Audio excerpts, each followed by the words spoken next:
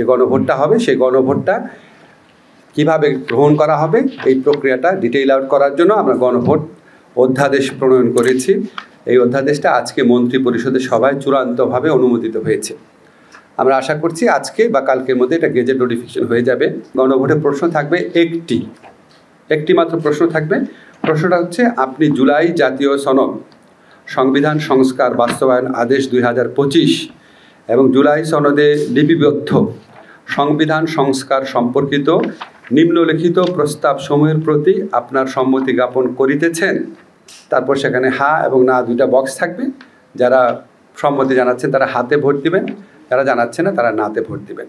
আগামী জাতীয় সংসদ নির্বাচনের জন্য যেসব ভোট কেন্দ্র নির্ধারণ করা হবে সেসব ভোট কেন্দ্রেই গণভোট অনুষ্ঠিত হবে। সংসদ নির্বাচনের জন্য প্রস্তুতকৃত ভোটার তালিকাই হবে গণভোটের ভোটার তালিকা।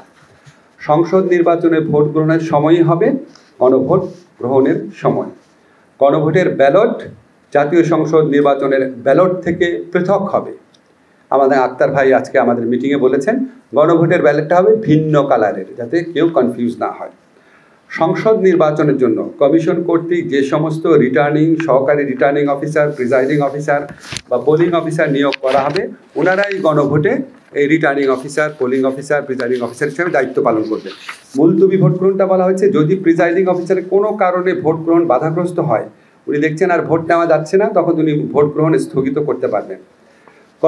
নির্বাচন কমিশন যদি এই মর্মে সন্তুষ্ট হয় যে অন্যান্য ভোট কেন্দ্রের ফলাফল দ্বারা গণভোটের ফলাফল নির্ধারণ করা সম্ভব নয়, শুধুমাত্র তখন কমিশন ওই সমস্ত কেন্দ্রে পুনরায় ভোট গ্রহণের নির্দেশ প্রদান করবে।